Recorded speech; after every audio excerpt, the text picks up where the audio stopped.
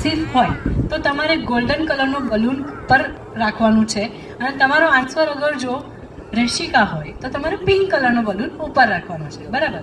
હા, એટલે મોમ માટે પિંક અને ડેડ માટે ગોલ્ડન. અમારા પાસે બ્લુ નહીં હતું એટલે અમે ગોલ્ડન લાવ્યા છે.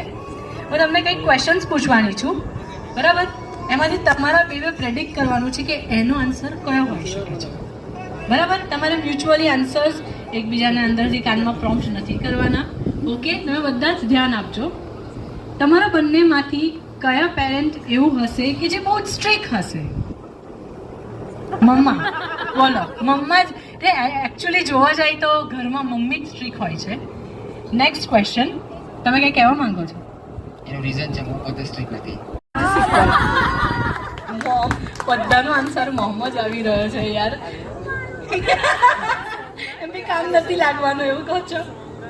નેક્સ્ટ ક્વેશ્ચન, બેબીનું સૌથી ફેવરેટ પેરેન્ટ કયું હશે?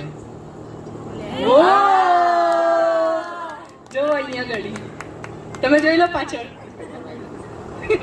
એમણે બે બલૂન ઉપર કરી દીધા. હું એકલો આવી ગયો મને ઘરે જઈને પડશે બરાબર.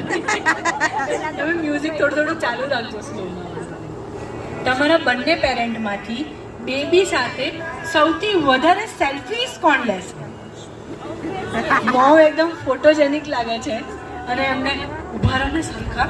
તમે લોકો ટ્રાવેલિંગ કરવા જતા હશો તો બી એવું જ થતું હશે. એવું થાય છે. હું એક્સ્ટ્રોવર્ટ છું, ઇન્ટ્રો. બેવ પેરેન્ટમાંથી કયું પેરેન્ટ પોતાના બેબીને એઝ અ ફેશન મોડલ તરીકે રેડી કરીને લઈ જશે બધી જગ્યા ઉપર? બધામાં આન્સર મોહમ્મદ છે. મારે બેબીને હસાવવા માટે ડાન્સ કરશે. જો છો ને વિનોદ, દેખ રહા હે ના તું? બેવે એકબીજાનું નામ આપ્યું છે એટલે શો કોણ જોશે? ખરેખર શો કોણ જોશે? મમ્મી જોશે કે પપ્પા જોશે? મારે જોવો જ. તો તમે ત્યાં સુધી શું કરવા રાહ છો? હમણાં જ કરાવી દઈએ આપણે. કરાવીએ? ઇન્ટ્રોવર્ટ છે ના જ કહે છે. I am a very bad dancer. Okay, તમે પ્રાઇવેટમાં બધું. એ ઇન્ટ્રોવર્ટ છે એટલે એ વધારે કેર છે. તમે એવું જ છે. હવે જો શું કરવાનું આપણે? હવે આ જ છે. તમારી પાસે હવે નો રિટર્ન નો એક્સચેન્જ પોલિસી લાગી ગઈ છે. હવે લાસ્ટ ક્વેશ્ચન તમારા બંનેના માટે. આ બેબી તો આવી જ જશે. નેક્સ્ટ બેબીનું પ્લાનિંગ કોના મનમાં?